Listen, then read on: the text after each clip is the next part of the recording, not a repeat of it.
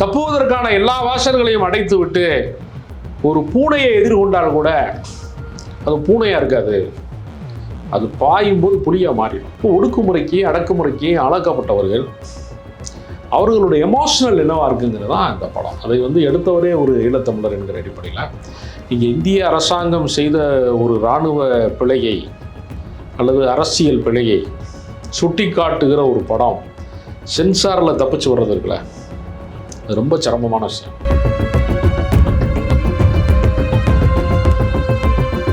போராடி உயிர் நீத்து தான் ஒரு நாடு அடைய முடியும் என்பதுதான வரலாறு.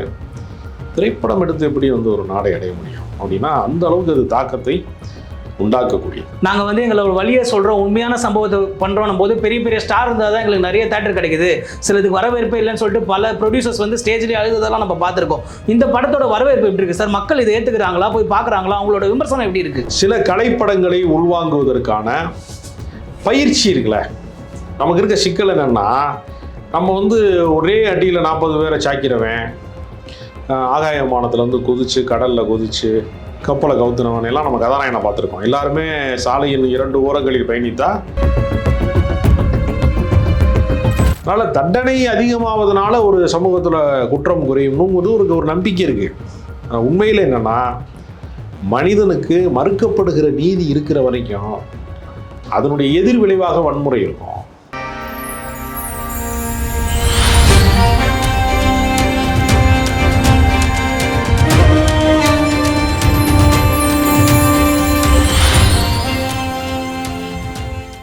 உலகெங்கிலும் வாழும் தமிழ் நேயர்களுக்கு வணக்கம். இன்று நம்மோடு இணைந்திருப்பது அரசியல் விமர்சகர் திரு ராஜகம்பீரன் அவர்கள். வணக்கம் சார். வணக்கம் சார். இப்போ சோமிதரன் இயக்கத்தில் நீலிரான்ற படம் வெளியில் வந்திருக்கு. இது வழக்கமாக போர் சம்மந்தப்பட்ட படம் அப்படின்னு சொன்னால் கூட போர் சம்மந்தப்பட்ட படம்னாலே ஹீரோ போராளியாக இருப்பார், இல்லை ஹீரோ இராணுவத்தில் இருப்பார், அது மாதிரி ஒரு படம் படமாக இருக்கும். ஆனால் இப்போ பாதிக்கப்பட்ட தரப்பிலிருந்து காட்டுற ஒரு படமாக இது அமைஞ்சிருக்குன்னு சொல்கிறாங்க. நீங்கள் அதை எப்படி பார்க்குறீங்க? நீலிரா என்று சொன்னால் நீண்ட இரவு என்று அர்த்தம், நீளமான ராப்பொழுது என்று தான் அதுக்கு அர்த்தம். அதுதான் நீலிரான்னு. ஒரு இரவை நீங்கள் ஒரு போலீஸ்காரன் ஒருத்தனை தூக்கிட்டு போய் லாக்கப்பில் வச்சு மிதிக்கிறான்னா ஒரு நாள் இரவு அவனுக்கு எப்படி இருக்கும்? ஒரு சித்திரவதை கூடாரத்தில் இருக்கிற ஒருவனுக்கு ஒரு நாள் இரவு எப்படி இருக்கும்? இப்போ நீங்கள் கண்ணை மூடி தூங்குறான், கண்ணை முடிச்சு பார்த்தா பொழுது விடிஞ்சிருச்சு அப்படிங்கிறப்ப சில வினாடிகளை போல ஒரு கண் துயில் ஏற்பட்டு கண் விழிக்கும் போது ஒரு இரவு கிடக்கிறதும் உண்டு. ஆனால் ஒரு இரவு துன்பமாக இருக்கும் பட்சத்தில் அது ரொம்ப நீண்ட இரவாக மாறிவிடுகிறது. நீங்கள் இலங்கையிலே ஈழத்தமிழர்களுக்கு இழைக்கப்படக்கூடிய அநீதி, சிங்கள பேரினவாதத்தின் வழியாக அவர்களுக்கு நிகழ்ந்த அநீதிகள், அவர்களுக்கு மறுக்கப்பட்ட உரிமைகள், இதெல்லாம் ஒரு அகிம்சை போராட்டமாக அன்றைக்கு ஈழத்து காந்தி என்று வர்ணிக்கப்பட்ட செல்வா போன்றவர்கள் முன்னெடுத்த போராட்டம் என்பது எந்த விதமான பலனையும் தரவில்லை. அதுக்கு ரிசல்ட்டே இல்லை. செவிடங்காதில் ஊதின சங்கு மாதிரி அரசாங்கத்துக்கு தமிழர்களினுடைய கோரிக்கைகளோ அவர்களுடைய உரிமையோ கேட்கவே இல்லை. அப்படிங்கிற ஒரு நிலைமை வந்தபோது அது ஆயுத போராட்டமாக உருவெடுத்தது. நம்ம எல்லாத்துக்குமே தெரியும். அந்த ஆயுத போராட்டத்தினுடைய விளைவாக ஏறத்தாழ ஒரு தனித்த ஒரு நாடையே அவர்கள் கண்டடைந்தார்கள். அதற்கு இலங்கை இராணுவத்துக்கும் ஒரு பெரிய ஒரு போர் மாதிரி நிகழ்ந்து கொண்டே இருந்தது. அந்த காலகட்டத்தில் நீங்கள் பார்த்தீங்கன்னா பல அமைதி பேச்சுவார்த்தை நடந்தபோது இந்தியாவிலே இருந்து அமைதிப்படை என்கிற பெயரில் அமைதியை நிலைநாட்டுவதற்காக போன படை என்று சொல்லிக் கொண்டவர்கள் இந்திய இராணுவம் அங்கு போய் இறங்கி சிங்கள இராணுவம் என்ன செய்ததோ அதையே அவர்கள் செய்தார்கள். ஏன்னா அமைதிப்படை போனது தான் ராஜீவ்காந்தியினுடைய படுகொலைக்கு பின்னாளிலே காரணமாக அமைந்தது என்று சொல்வார்கள். அந்த அமைதிப்படை உள்ளே போய் இறங்குகிற போது அங்கே இருக்கக்கூடிய ஒரு சாதாரண எளிய எந்த பின்புலமும் இல்லாத எளிய வாழ்க்கைக்கு சொந்தக்காரர்களாக இருக்கக்கூடிய ஒரு குடும்பத்தில் அது என்ன விதமான தாக்கத்தை ஏற்படுத்துது? இந்த திரைப்படமே என்னென்னா அவங்க ஒரு கூட்டு குடும்பம் மாதிரி இருக்கக்கூடிய எல்லாருமே ஒன்றா வாழ்ந்துட்டு இருக்கிற ஒரு குடும்பத்தில் ஒரு திருமணம் நடக்க போகுது. விடிஞ்சா கல்யாணம். அதுக்கான ஒரு முன்னேற்பாடுகள் நடந்து கொண்டிருக்கிற போது அந்த பகுதிக்கு இராணுவம் வருகிறது, இந்திய இராணுவம் வருகிறது. அவர்கள் சந்தேகத்துக்கு இடமானவர்களாக எல்லாரையுமே கருதக்கூடியவர்கள். இந்த வீட்டை அவர்கள் சோதனை எடுக்கிறார்கள். அந்த சோதனையின் வழியாக அந்த இரவு அவர்களுக்கு எப்படி கழிந்தது? இந்த ராணுவம் உள்ளே போனதை பார்த்துட்டு அங்க இருக்கக்கூடிய விடுதலை படை, அந்த விடுதலை புலிகள் மாதிரியான அந்த லோக்கல்ல இருக்கக்கூடியவர்கள் இதை கண்காணித்ததன் மூலமாக இவர்களுக்கும் அவர்களுக்குமான போருக்கு நடுவிலே அந்த குடும்பம் எப்படி அல்லோலப்பட்டது? காலையில் திருமணம் நடந்துச்சா நடக்கலையா? ஏன்னா இந்த உலகத்தில் தனி மனித பயங்கரவாதம் இருக்கு. இப்போ நீங்கள்லாம் சண்டை போட்டுக்கிறோம், ஒரு பங்காளி சண்டை நடக்குது, கோபத்தில் ஒருத்தன் அடிக்கிறான், துன்புறுத்துறான், அல்லது குத்தி கொலை செஞ்சிடறான். அது மாதிரி சம்பவங்கள் தனி மனித பயங்கரவாதம் இருக்குது. அது கொலை வழக்காக பதிவு செய்யப்படுகிறது. நீங்கள் அதிகார வர்க்கம் செய்கிற கொலைகள் இருக்குல்ல, இப்போ நீங்கள் உதாரணத்துக்கு பார்த்தீங்கன்னா மெரினா கடற்கரையை அழகுபடுத்த போகிறோம் அப்படிங்கிற பேரில் அங்கே இருக்கக்கூடிய குடியிருப்புகள்லாம் எம்ஜிஆர் காலத்தில் அகற்றப்பட்டுச்சு. அதில் அந்த இடத்தை விட்டு நகர மறுத்தவர்கள், போராடியவர்கள் மேலே துப்பாக்கிச்சூடு பிரயோகப்படுத்தப்பட்டுச்சு. அந்த காலகட்டத்தில் நம்ம எல்லா காலத்திலையுமே அரச பயங்கரவாதம் அப்படிங்கிறது ஒன்று இயங்கி கொண்டே இருக்கு. நம்ம கண்ணு முன்னாடி தூத்துக்குடி துப்பாக்கிச்சூடு சம்பவத்தை பார்த்தோம். அதே மாதிரி ஜெயலலிதா காலத்தில் பரமக்குடி துப்பாக்கிச்சூடு பார்த்தோம். இந்த போராடக்கூடிய மக்கள், சாமானிய மக்களை அரசாங்கத்தினுடைய துப்பாக்கி எப்படி பதம் பார்க்கிறது, உயிர் பறிக்கிறது, இதெல்லாம் நீங்கள் பார்த்தீங்கன்னா ஒரு கொலை வழக்காக மாறாது. நீங்கள் என்கவுண்டரில் ஒருத்தனை கொல்றாங்க அப்படிங்கிறது கொலை வழக்காக மாறாது. மேற்கொண்டு என்ன செய்கிறாங்கன்னா அந்த என்கவுண்டரை நடத்தியவரை பெரிய ஹீரோவாக மாற்றி அவருக்கு பதக்கங்களை எல்லாம் தந்து கொலையை ஊக்கப்படுத்துகிற விதமாக அவர் ரவுடியை தானே கொண்டாரு. அப்போ நமக்கு என்ன கேள்வி இருக்குன்னா, ஒரு ரவுடியை உருவாக்குகிற சமூக அமைப்பு எது, குடும்ப அமைப்பு எது, கல்வி நிலையங்கள் ஏன் அதை ஒரு மனிதனை மனிதனாக மாற்ற தவறியது? ஏன் ஒருத்தன் கூலிப்பட கொலகாரனாக இருக்கான், ஒருத்தன் ஏன் திருடனாக இருக்கான், ஒரு பெண் ஏன் பாலியல் தொழிலாளியாக மாறுறா? அப்போ பாதிக்கப்படுகிற மக்களாக இருக்கிறவன், வீடற்றவர்களாக இருக்கிறவன், உணவுக்கு உத்தரவாதம் இல்லாதவன், ஒவ்வொரு நாள் இரவும் பசியோடு உறங்க போகிறவன், தனக்கான எந்த விதமான அதிகாரமும் மற்ற மனிதர்கள் இருக்கான்ல, அப்போ அவர்கள் எல்லா வாய்ப்பும் மறுக்கப்படுகிறவன் என்ன செய்வான்? தப்புவதற்கான எல்லா வாசல்களையும் அடைத்து விட்டு ஒரு பூனையை எதிர்கொண்டால் கூட அது பூனையாக இருக்காது, அது பாயும் போது புலியாக மாறிடும். அப்போ எல்லா உயிர்களுக்குமே இந்த போராட்ட குணம் என்பது இருக்கிறது. அப்போ ஒடுக்குமுறைக்கு அடக்குமுறைக்கு ஆளாக்கப்பட்டவர்கள் அவர்களுடைய எமோஷனல் என்னவா இருக்குங்கிறது தான் இந்த படம். அதை எடுத்தவரே ஒரு ஈழத்தமிழர் என்கிற அடிப்படையில் நீங்கள் இந்திய அரசாங்கம் செய்த ஒரு இராணுவ பிழையை அல்லது அரசியல் பிழையை சுட்டி காட்டுகிற ஒரு படம் சென்சாரில் தப்பிச்சு வர்றது இருக்குல்ல, அது ரொம்ப சிரமமான விஷயம். அப்போ அதை தனி மனிதர்களுடைய தவறாக காட்டி, அரசின் தவறாக காட்டாமல், தனி மனிதர்கள் மிஸ் அண்டர்ஸ்டாண்டிங்கை அந்த ஸ்பாட்டுக்கு போயிட்டாங்க, தப்பாக சோதனை போட்டாங்க, தப்பாக சுட்டுட்டாங்க அப்படின்னு பேலன்ஸ் பண்ணுறதுலாம் காட்சிகளில் உருவாக்கி, ஆனால் அவங்களும் நல்லவங்க தான் அப்படின்னு சொல்கிற இடத்த நோக்கி கதையை நகர்த்துவதன் வழியாக அவங்க சென்சார் போர்ட்டிலேருந்து தப்பிச்சு கொஞ்சம் கரணம் தப்புனா மரணம் மாதிரியான கதை அது. ஏன்னா நிறையா படங்கள் நமக்கு தெரியும். ஆர்கே செல்வமணி குற்றப்பத்திரிக்கைன்னு ஒரு படத்தை எடுத்து அது அவர் வாழ்க்கையில் செஞ்ச மாபெரும் குற்றமாக மாறினதாக நம்ம பார்த்தோம். ரிலீஸே ஆக முடியாமல் வழக்கு விசாரணைக்குள்ளே இருக்கும்போது அவர் படப்பிடிப்புக்கு போயிருக்கக்கூடாது. அது பல துன்பங்களுக்கு ஆளாக்கப்பட்டு அந்த படமே முழுமை பெறாமல் போய் அப்படிலாம் நடந்துச்சு. அப்போ நீங்கள் எல்லா காலத்துலேயுமே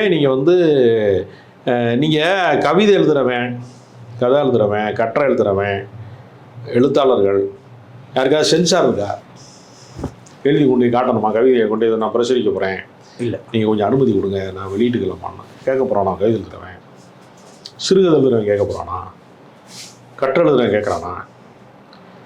ஆனால் ஒருத்தன் 100 நாட்கள் படப்பிடிப்பு நடத்தி பல 100 நாட்கள் சிந்தித்து ஒரு கதையை உருவாக்கி அது பின்னணி இசைத்து எல்லாமே முழுமை அடைந்து ஒரு படைப்பாக கொண்டு போயா அந்த வாழ்க்கைக்கு சம்பந்தமே இல்லாதவன், அந்த வாழ்க்கையோட எந்த விதத்திலையுமே தொடர்பு இல்லாதவன், அந்த ரசனைக்கு அப்பாற்பட்டவன் மதிப்பீடு செய்யக்கூடிய அதிகாரியாக சென்சார் போர்ட்டில் தணிக்கை குழுவில் உட்காந்துருப்பான்.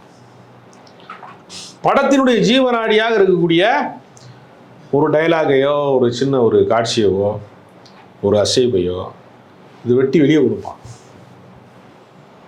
இப்போ தணிக்கை செய்வதன் மூலமாக ஒரு சினிமா மனசை பாதிக்குது. தணிக்கை செய்வதன் மூலமாக அரசு என்ன செய்யுது? கிளர்ந்து எழக்கூடிய வாய்ப்பை, அரசுக்கு எதிராக கிளர்ந்து எழக்கூடிய வாய்ப்பை அல்லது சமூகத்தில் மாற்றங்கள் ஏற்படுவதற்கான வாய்ப்பை தடை செய்து இந்த ஆட்சி அதிகாரம் இது இப்படியே நீடிக்கணும்னா தணிக்கை வேண்டும்.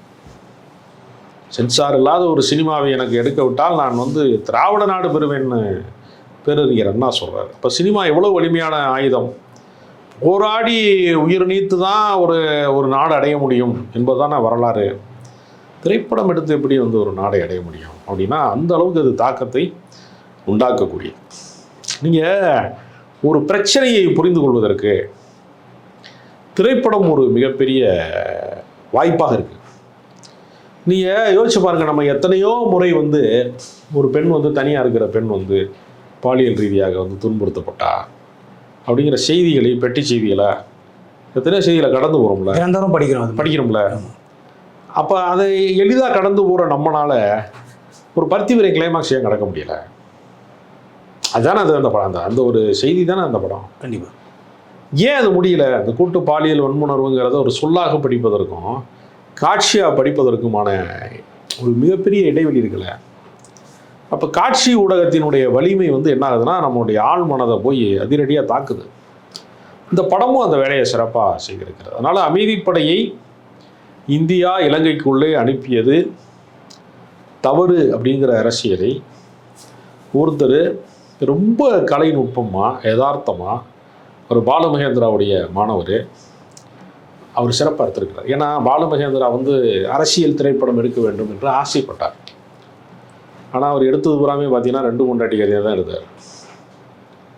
ஒரு மகத்தான படங்கள்லாம் எடுத்திருக்கிறாரு. வீடு, சந்தியா, ராகம் வந்து இந்த மாதிரி படங்களும் எடுத்திருக்காரு, யதார்த்த படங்கள். இன்னும் சொல்ல போனால் தமிழ் சினிமாவில் உலக படத்துக்கான தரத்தோடு, நுட்பத்தோடு, கலைநுட்பத்தோடு, தொழில்நுட்பத்தோடு எளிய மனிதர்களின் வாழ்க்கையை வந்து படம் பிடித்தவர் அப்படின்னா பாலுமகேந்திரா தான். அதாவது எந்த பூச்சும் இல்லாத, ஒப்பனையும் இல்லாத அசலான வாழ்க்கையின் பதிவு அப்படிங்கிறது பாலுமகேந்திராவுடைய படங்களில் உண்டு. அந்த பட்டறையிலிருந்து வந்தவர்கள் உண்மைக்கு மிக நெருக்கமான திரைப்படங்களை எடுக்கக்கூடியவர்களாக பல பேர் மாறி இருக்கிறாங்க. அது வெற்றிமாறன், ராம், பாலா, ஒரு பெரிய பட்டியல் நீளுகிறது. அந்த ஸ்கூல்லேருந்து வந்த ஒருவர் இப்படி ஒரு அட்டம் பண்ணியிருக்கிறாரு, முயற்சி செய்திருக்கிறாரு. அந்த முயற்சி வெற்றி பெற்றிருக்கிறார். ஒரு வணிகப்படம் பார்க்குற மனநிலை அப்படிங்கிறது நீங்கள் குறிப்பிட்டது மாதிரி இராணுவத்தில் எல்லாரையும் கொலை செய்கிறவன் தான் ஹீரோ. இப்போ நீங்கள் ரோஜா மாதிரி திரைப்படங்கள், அமரன் மாதிரி திரைப்படங்கள், இதெல்லாம் வந்து பார்த்தீங்கன்னா அரச பயங்கரவாதத்துக்கு வந்து நியாயம் சேர்க்கிற படங்கள். பாதிக்கப்பட்ட மக்களோட பாயிண்ட் ஆஃப் வியூலேருந்து இந்த கதை சொல்லப்படலை. இந்த படம் அப்படி இல்லாமல் அரசாங்கத்தோட பாயிண்ட் ஆஃப் வியூவில் வந்து கதை சொல்லாமல் ஒரு பாதிக்கப்படுகிற ஒரு சாமானியனுடைய வாழ்க்கையிலிருந்து இந்த படம் சொல்லப்பட்டிருக்கு. அதுதான் இந்த படத்தினுடைய மகத்தான வெற்றிக்கு நான் கருதுறேன். இந்த படத்துக்கு வரவேற்பு எப்படி இருந்தது சார்? பிகாஸ் தேட்டர் கிடைக்கிறது அந்த மாதிரி விஷயம்லாம் பார்க்கும்போது சில பேரோட கருத்து என்னன்னா, நாங்கள் வந்து எங்களோட வழியை சொல்கிறோம், உண்மையான சம்பவத்தை பண்ணுறோம் போது பெரிய பெரிய ஸ்டார் இருந்தால் தான் எங்களுக்கு நிறைய தேட்டர் கிடைக்குது, சிலதுக்கு வரவேற்பு இல்லைன்னு சொல்லிட்டு பல ப்ரொடியூசர்ஸ் வந்து ஸ்டேஜ்லேயே அழுததெல்லாம் நம்ம பார்த்துருக்கோம். இந்த படத்தோட வரவேற்பு எப்படி இருக்குது சார்? மக்கள் இதை ஏற்றுக்கிறாங்களா, போய் பார்க்குறாங்களா, அவங்களோட விமர்சனம் எப்படி இருக்குது? அதாவது நீங்கள் பெரிய வணிக படத்துக்கான ஸ்க்ரீனிங்கும் இது மாதிரி யதார்த்த படத்துக்கான ஸ்க்ரீனிங்க்கும் முதல்ல வேறுபாடு இருக்குது. ரெண்டையுமே நம்ம வந்து ஈக்குவலாக நடத்தப்படணும்னு நம்ம சொல்ல முடியாது. அது வேறு, இது வேறு. இப்போ நீங்கள் வந்து தங்கத்தை அணிபவர்கள் எண்ணிக்கை அதிகமாக, கவரிங்கை அணிபவர்கள் எண்ணிக்கை அதிகமாக அப்படி கேட்டோம்னா எப்படி இருக்கும்? வித்தியாசம் இருக்கும்ல. கண்டிப்பாக. அப்போ பெரும்பான்மை மக்களால் தங்கத்தை வாங்கி அணிய முடியாது அப்படின்னு ஒரு யதார்த்தம் இருக்கும்ல. அது மாதிரி சில கலைப்படங்களை உள்வாங்குவதற்கான பயிற்சி இருக்குல்ல. நமக்கு இருக்க சிக்கல் என்னென்னா, நம்ம வந்து ஒரே அடியில் 40 பேரை சாக்கிறவன், ஆகாய விமானத்தில் வந்து குதிச்சு, கடலில் குதிச்சு, கப்பலை கவுத்துனவன் எல்லாம் நம்ம கதாநாயகனை பார்த்துருக்கோம். எல்லாருமே சாலையின் 2 ஓரங்களில் பயணித்தா ஹீரோ ஓப்பனிங்கே வந்து சாலைக்கு நடுவில் இருந்து ஓடி வரேன், ஒருத்தன் ரயிலை தடுத்து நிற்பாட்டிட்டான், ஓடி வர்ற ரயிலேருந்து அப்படியே ஜம்ப் ஆனேன். இப்படி சாகச படங்கள், சர்க்கஸ் காட்டுறது மாதிரி, வித்தை காட்டுறது மாதிரி, ஆக்ஷன் படங்கள், மசாலா படங்கள், இப்படி எத்தனையோ வகையான திரைப்படங்களை வந்து நம்ம பார்த்து பழக்கப்பட்டிருக்கோம். அப்போ 100 படம் வருதுன்னா 80 படம் அப்படி தான் வரும், 90 படம் அப்படி தான் வரும். விதிவிலக்காக ஒரு 4-5 படங்கள் தான் வாழ்வியல் படங்கள் வரும், யதார்த்த படங்கள் வரும். அதில் வந்து தப்பிக்கிறது 1-2 தான் தப்பிக்கும். அதனால் வரவேற்பு அப்படிங்கிறது என்னென்னா விமர்சன ரீதியாக பாராட்டு பெற்றிருக்கிறது. திரையரங்கத்தில் இன்னும் ஒரு சில ஸ்க்ரீனில் அது இருந்திருக்கு. அப்படி தான் பார்க்கணும். நீங்கள் வந்து பயங்கரமாக வந்து ஓடின படங்களோட அது ஒப்பிட முடியாது. இவங்களோட பட்ஜெட்டும் அவங்களோட ஸ்க்ரீனிங்கும் எல்லாமே சின்ன சைஸானது தான், பெரிய அளவில் ஆனது அல்ல. ஆனால் ஹீரோக்கள் நடித்தா என்ன சிக்கல்னா, கதையினுடைய உண்மைத்தன்மை இருக்குல்ல. ஹீரோ என்ட்ரி ஆகிட்டான்னா என்ன செய்யணும், அந்த பிரச்சனையை அவன் தீர்த்து வைக்கணும். நிஜத்தில் பிரச்சனையை தீர்த்து வைக்க முடியுமா? தீர்த்து வைக்க முடியாது. பல பிரச்சனைகளுக்கு தீர்வு நடைமுறையில் இல்லவே இல்லைங்கிற அளவுக்குலாம் பல பிரச்சனைகள் இருக்குது, நெடுங்கால பிரச்சனையெல்லாம் இருக்குது. அதனால் யதார்த்த படங்களுக்கு வந்து ஹீரோக்கள் இல்லாமல் போகிறதன் மூலமாக தான் அந்த படத்துக்கான நியாயத்தை செய்ய முடியும். நீங்கள் ஒரு பெரிய சூப்பர் ஸ்டாரை கூட்டிகிட்டு வந்து நீங்கள் வந்து ஒரு ஒரு பாதிக்கப்பட்ட மனிதன்னு காட்ட முடியாது. அந்த சிக்கல் பல பேருக்கு இருக்குது. நீங்கள் வேட்டையன்னு சொல்லி என்கவுண்டர் சம்மந்தமான ஒரு படத்தில் ரஜினிகாந்த் நடிக்க வைக்கும்போது, ரஜினிகாந்தே முதல்ல என்கவுண்டர் பண்ணுறாரு, கொஞ்ச நாள் கழிச்சது தப்புன்னு ஒரு உணர்வு அப்படின்னு சொல்கிறது இருக்குல்ல. ஆமாம், அப்படி மாற்றி சொல்லும்போது உள்டா சொல்லும்போது எடுபடாது. இப்போ நீங்கள் வேட்டையாடு விளையாடு மாதிரி படங்கள் எடுக்கிறாங்கல்ல, போலீஸ் படங்கள் எடுக்கிறவங்களா இருக்காங்களா, சுட்டுக்கிட்டே இருந்தால் தான் படம் ஓடும். அது ஒரு வேறு வகையான மனநிலை. அதனால் யதார்த்த படங்களுக்கு வந்து நீங்கள் வந்து ஹீரோக்கள் இல்லை, கமர்ஷியலாக இல்லை, காதல் பாட்டு இல்லை, டான்ஸ் இல்லை, படமே 2 மணி நேரம் கூட இல்லை அந்த படம். படம் வந்து நான் ஒரு போன திரையரங்கத்தில் இரவு மாலை நேரத்தில் போனேன், 7:30 மணின்னு ஸ்க்ரீனிங் போட்டிருந்தாங்க. நானே 5 நிமிஷம் லேட்டாக போனேன். நான் போய் ஒரு 10 நிமிஷம் விளம்பரம் ஓடிச்சு. 7:45 படம் ஆரம்பித்தாங்க, 8:30 மணிக்கு இன்டர்வல் வந்துச்சு 3/4 மணி நேரத்தில். மறுபடியும் படம் ஸ்டார்ட் ஆகி 1 மணி நேரத்தில் படம் முடிஞ்சிருச்சு. 9:30 படம் முடிஞ்சிருச்சு. இன்டர்வல் வந்து ஒரு வழக்கமாக ஒரு 10-15 நிமிஷம் இருக்கும் இல்லையா. அப்போ மொத்தமே அந்த படம் வந்து 2 மணி நேரத்துக்கு குறைவான படம் தான். ஆனால் உண்மையை சொல்ல போனால் 2 மணி நேரம் தான் படம் எடுக்கணும், 2 மணி நேரம் படம் எடுக்கக்கூடாது. இந்த படம் வந்து ஆடியன்ஸை ஏமாத்தலை, சீட் பண்ணலை. பல பேர் புளிச்சட்டை மாதிரி வரைக்கவே இந்த படத்தை பாராட்டிக்கிறாங்க. அதெல்லாம் இந்த படம் அடைந்த விமர்சன ரீதியாக அடைந்த கௌரவம் நான் கருதுறேன். சார், நீங்கள் விமர்சனம் சொல்லும்போது ஒரு விஷயம் ஞாபகம் வருது. சூர்யா அவர்கள் வந்து வரவேற்றிருக்காரு இந்த படத்தை. அதாவது போர்ன்ற ஒன்று வந்து தவிர்க்கப்பட வேண்டியது அவசியம் ஏன் அப்படின்றது இந்த படம் காமிச்சிருக்கு அப்படின்ற மாதிரி அவர் சொல்லியிருக்காரு. போர்னு சொல்லும்போது கரண்டாக பாலிடிக்ஸில் போயிட்டு இருக்கிறது என்னன்னா அமெரிக்கா ஈரான் போர் தான். ஈரானில் கூட ஒரே குண்டில் வந்து ஒரு குழந்தை, ஒரு பள்ளி குழந்தைகள், பெண்களோட பள்ளி குழந்தைகள் மொத்த பேரும் உரு தெரியாமல் போனதை நம்ம பார்த்தோம். ஸோ போர் நிறுத்தம், இதை பற்றின உங்களோட அபிப்பிராயம் என்ன சார்? அது மனித குலத்துக்கு எதிரானது போர். ஆயுதங்களை குவித்து வைப்பது, அதாவது தானியங்களை குவித்து வைத்தால் பசி தீரலாம், ஆயுதங்களை குவித்து வைத்தால் பல உயிர்கள் தான் போகும். அப்போ மனித குலத்துக்கு எதிரானது போர் என்பதை வந்து நான் பார்க்காம அதை ஒரு வீர தீர செயல், போய் ஒரு நாட்டு மேலே குண்டு போட்டாங்க அப்படிங்கிறது இருக்கு இல்லையா, அது வந்து தேசபக்தி என்பதே கூட உலக ஒற்றுமைக்கு எதிரானதும் பாங்க. ஒரு கோடை கிழிச்சு வச்சுட்டு இந்த பக்கம் போனால் வந்து நமக்கு எதிரி நாடு, இந்த பக்கம் வந்து நம்ம நாடு அப்படின்னு நம்ம கற்பிதம் செய்கிறோம். ஆனால் 2 பக்கமும் வந்து மனிதர்கள் வந்து சாகிறார்கள். அதான் வந்து போரில் நடக்கிற அவலம். ஏன்னா இந்தியா பாகிஸ்தான் பிரிந்த போது ஒரு 3 லட்சம் பேர் கொடூரமான முறையில் கொலை செய்யப்பட்டார்கள். அப்போ அந்த காலகட்டத்தில் சொன்னாங்க 1 லட்சம் இந்துக்களும் 2 லட்சம் இஸ்லாமியர்களும் கொலை செய்யப்பட்டார்கள் அந்த பிரிவினையின் போது, இரத்த களரியானதுன்னு சொல்லுவாங்க.